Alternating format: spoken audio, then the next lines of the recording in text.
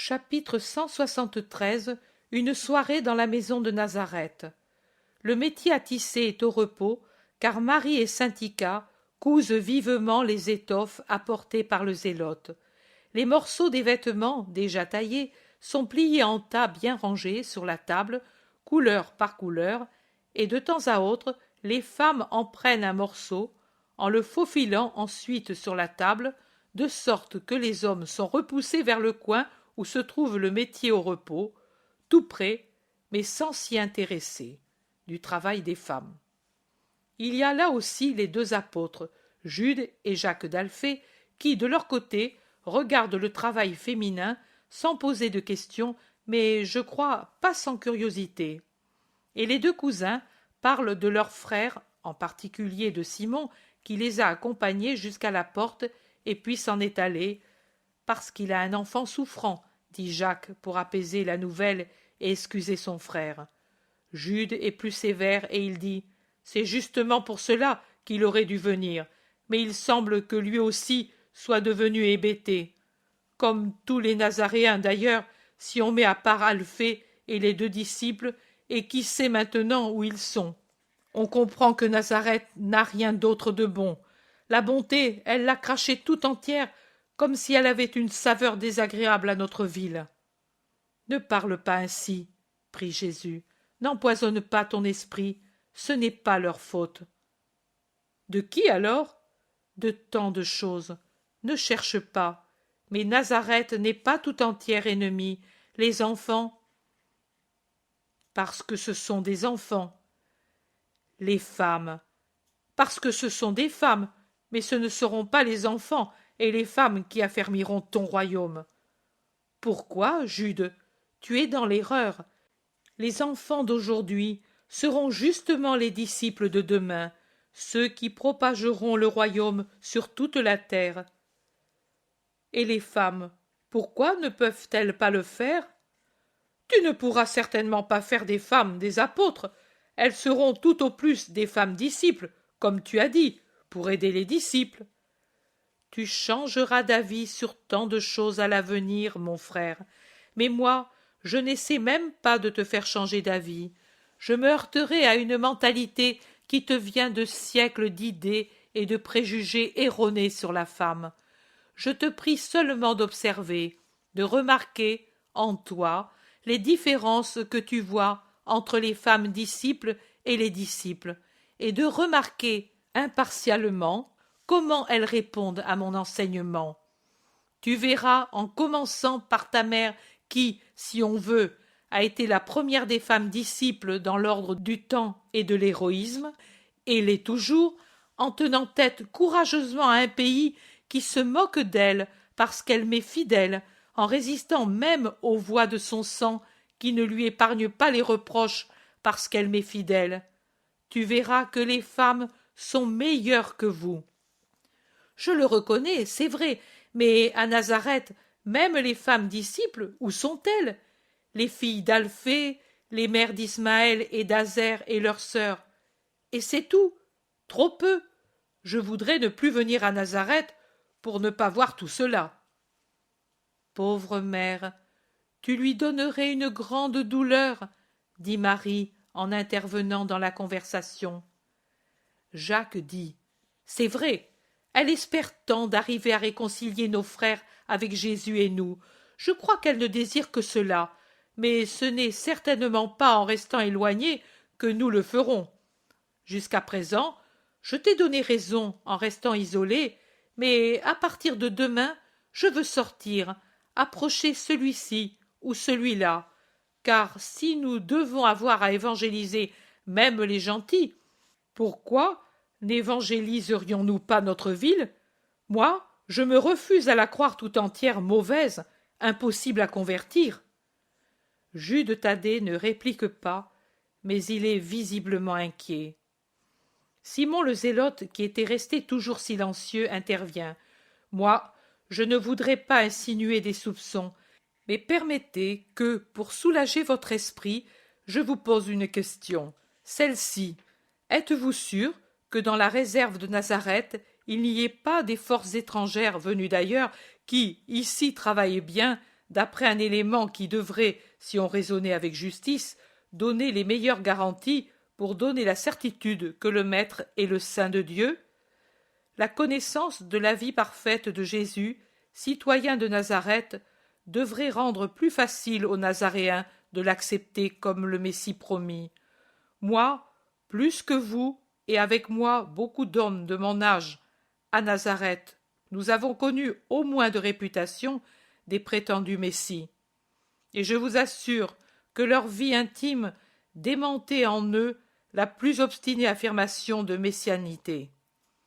Rome les a poursuivis férocement comme rebelles.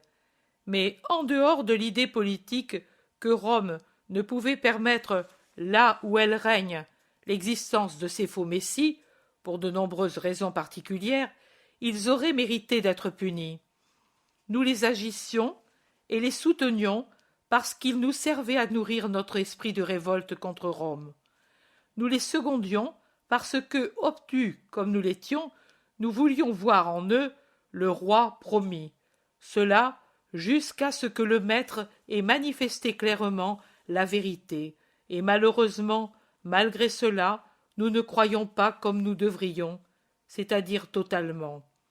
Ces faux messies berçaient notre esprit affligé d'espérance, d'indépendance nationale et de rétablissement du royaume d'Israël.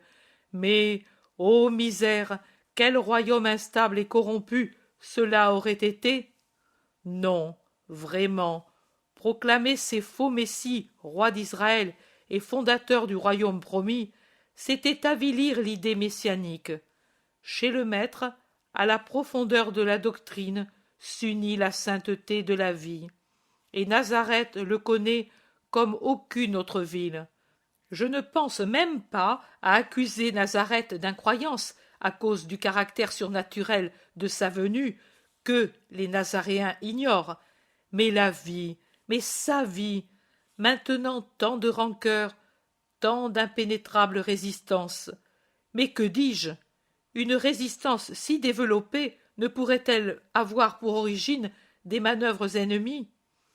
Nous les connaissons, les ennemis de Jésus. Nous savons ce qu'ils valent. Croyez-vous qu'il n'y a qu'ici qu'ils soient inactifs et absents, si partout ils nous ont ou précédés, ou accompagnés, ou suivis pour détruire l'œuvre du Christ? N'accusez pas Nazareth comme l'unique coupable, mais pleurez sur elle dévoyée par les ennemis de Jésus. Tu as bien parlé, Simon. Pleurez sur elle, dit Jésus, et il est attristé. Jean d'Andorre observe: tu as bien parlé aussi en disant que les éléments favorables deviennent défavorables, car l'homme use rarement de justice dans sa réflexion. Ici, le premier obstacle est l'humilité de la naissance, l'humilité de l'enfance, l'humilité de l'adolescence, l'humilité de la jeunesse de notre Jésus. L'homme oublie que la vraie valeur se cache sous des apparences modestes, alors que la nullité se déguise en être puissant pour s'imposer à la foule. Simon le Zélote dit: c'est possible, mais rien ne change ma pensée au sujet de mes concitoyens. Quelque chose qu'on ait pu leur dire, ils auraient dû savoir juger d'après les œuvres réelles du Maître et non d'après les paroles d'inconnus. Paroles d'inconnus. Paroles d'inconnus. Un long silence, rompu seulement par le bruit de la toile que la Vierge coupe en bandes pour en faire des volants. Saint-Ica n'a jamais parlé, tout en restant très attentive. Elle garde toujours son attitude de profond respect, de réserve, qui ne se fait moins rigide qu'avec la Vierge et l'enfant. Mais maintenant l'enfant s'est endormi, assis sur un banc, juste au pied de Saint-Ica, et la tête appuyée sur les genoux de celle-ci, sur son bras replié. Aussi, elle ne bouge pas, et elle attend que Marie lui passe les morceaux d'étoffe. Quel sommeil innocent! Il sourit, remarque Marie en se penchant sur le petit visage du dormeur. Qui sait à quoi il rêve? Dit en souriant Simon. Jean dit: c'est un enfant très intelligent, il apprend rapidement et il veut avoir des explications claires. Il pose des questions très subtiles et il veut des réponses claires. Surtout, je reconnais que parfois je suis embarrassée sur la réponse à donner. Ce sont des raisonnements supérieurs à son âge et aussi à mes possibilités d'explication. Oui, comme ce jour. Te rappelles-tu, Jean? Tu avais deux élèves très difficiles ce jour-là, et très ignorants, dit Syntica en souriant légèrement et en fixant le disciple de son regard profond. Jean sourit à son tour et dit « Oui, et vous avez un maître très incapable qui doit appeler à son secours la vraie maîtresse, car dans aucun des nombreux livres que j'avais lus, je n'avais trouvé la réponse à donner à un enfant, sot pédagogue que j'étais. C'est signe que je suis un pédagogue encore ignorant. » La science humaine est encore de l'ignorance, Jean. Ce n'est pas le pédagogue, mais ce qu'on lui avait donné pour l'être qui était insuffisant. La pauvre science humaine, oh, comme elle me semble mutilée! Cela me fait penser à une déité qui était honorée en Grèce. Il fallait le matérialisme païen pour pouvoir croire qu'étant privé d'elle, la victoire serait pour toujours en possession des Grecs. Non seulement ce furent les ailes pour la victoire, mais la liberté nous fut enlevée. Il aurait mieux valu qu'elle eût des ailes, d'après notre croyance. Nous aurions pu la croire capable de voler pour dérober les foudres célestes afin de flécher les ennemis. Mais dans l'état où elle était, elle ne donnait pas l'espérance, mais le découragement, mais une parole de tristesse. Je ne pouvais la voir sans souffrir. Elle me paraissait souffrante, avilie par sa mutilation, un symbole de douleur et non pas de joie, et elle le fut. Mais comme pour la victoire, l'homme agit avec la science. Il lui mutile les ailes qui permettraient d'atteindre le savoir du surnaturel en lui donnant des clés pour ouvrir tant de secrets du connaissable et de la création. Ils ont cru et ils croient la tenir captive en lui mutilant les ailes. Ils n'en ont fait qu'une déficiente. La science ailée, ce serait la sagesse. Comme elle est, ce n'est qu'une compréhension partielle. Et ma mère vous a répondu ce jour-là, avec une clarté parfaite et une chaste parole, pouvant être entendue par un enfant et deux adultes de sexes différents, sans que personne eût à rougir. Sur quoi portait-elle? Sur la faute d'origine, maître. J'ai écrit l'explication de ta mère pour m'en souvenir, dit encore Syntica. Et Jean d'Andorre dit aussi « Moi de même, je crois que c'est une chose sur laquelle on nous interrogera beaucoup, si un jour on va parmi les gentils. Moi, je ne pense pas y aller parce que… » Pourquoi, Jean? Parce que j'ai peu de temps à vivre. Mais tu irais volontiers? Plus que beaucoup d'autres en Israël, parce que je n'ai pas de prévention. Et aussi, oui, aussi pour cela, j'ai donné le mauvais exemple parmi les gentils à Saint-Guillaume et en Anatolie. J'aurais voulu arriver à faire le bien où j'ai fait du mal. Le bien à faire, apporter ta parole là-bas, te faire connaître. Mais ce serait trop d'honneur. Je ne le mérite pas. Jésus le regarde en souriant, mais ne dit rien à ce sujet. Il demande « Et vous n'avez pas d'autres questions à me poser ?» Syntica dit « Moi, j'en ai une. Elle m'est venue l'autre soir quand tu parlais de l'oisiveté avec l'enfant.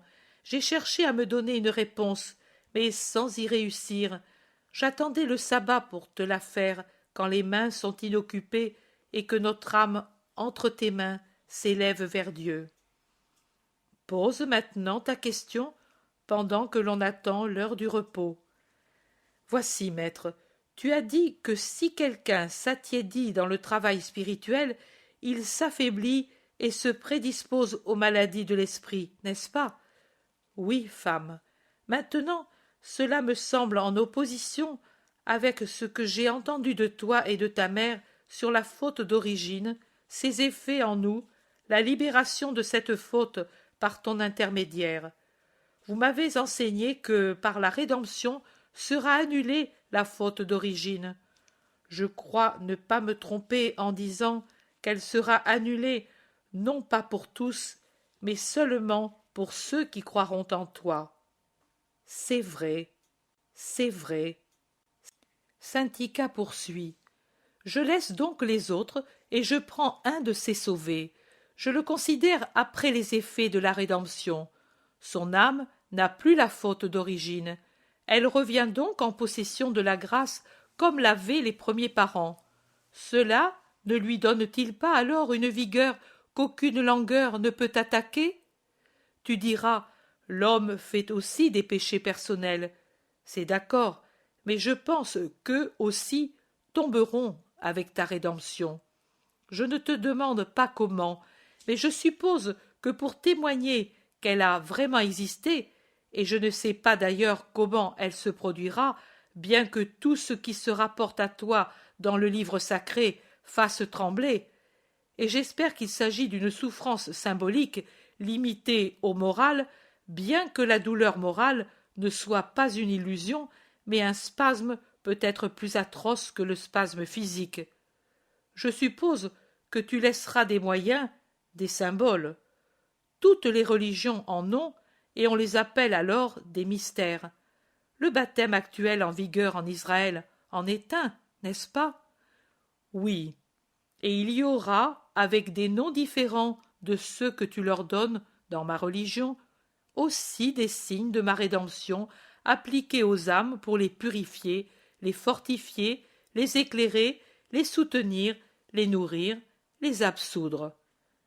Et alors, si elles sont absoutes aussi des péchés personnels, elles seront toujours en grâce. Comment, alors, seront-elles faibles et prédisposées à des maladies spirituelles? Je t'apporte une comparaison.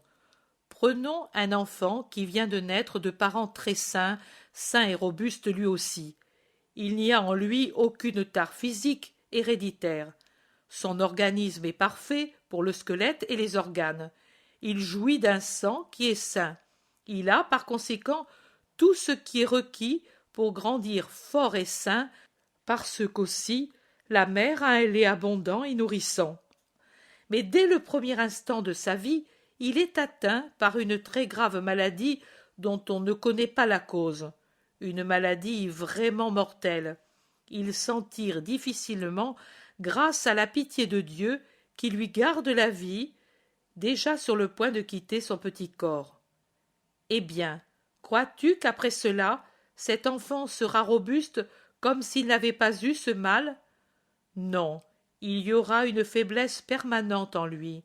Même si elle n'est pas visible, elle existera et le prédisposera aux maladies qu'il aurait évitées s'il n'avait pas été malade. Quelque organe ne sera plus intègre comme avant. Son sang sera moins résistant et moins pur qu'auparavant. Toutes raisons pour lesquelles il contractera plus facilement des maladies, et celles-ci, quand elles l'atteindront, le prédisposeront à tomber de nouveau malade. Il en est de même dans le domaine spirituel. La faute d'origine sera effacée chez ceux qui croient en moi, mais l'esprit conservera une tendance au péché que sans la faute originelle il n'aurait pas eue. C'est pour cela qu'il faut surveiller et soigner continuellement son esprit comme le fait une mère soucieuse pour son cher petit resté affaibli à la suite d'une maladie infantile. Il faut donc éviter l'oisiveté et être toujours actif pour fortifier les vertus. Si quelqu'un tombe dans la paresse ou la tiédeur, il sera plus facilement séduit par Satan, et tout péché grave, parce qu'il ressemble à une grave rechute, le disposera toujours plus à l'infirmité et à la mort de l'esprit. Au contraire, si rendue par la rédemption, la grâce est aidée par une volonté active et infatigable, voilà qu'elle se garde, et non seulement cela, mais elle grandit, associée aux vertus conquises par l'homme, sainteté et grâce. Quelles ailes sûres pour voler vers Dieu! As-tu compris? Oui, mon Seigneur, toi, c'est-à-dire la Trinité très sainte, vous donnez à l'homme la base qu'il lui faut. L'homme, grâce à son travail et à son attention, doit éviter sa destruction. J'ai compris. Tout péché grave détruit la grâce, c'est-à-dire la santé de l'esprit. Les signes que tu nous laisseras rendront la santé, c'est vrai, mais le pécheur obstiné, qui refuse la lutte contre le péché, deviendra à chaque fois plus faible, même si chaque fois il reçoit le pardon. Il faut donc lutter pour ne pas périr. Merci Seigneur. Marc-Jam s'éveille. Il est tard.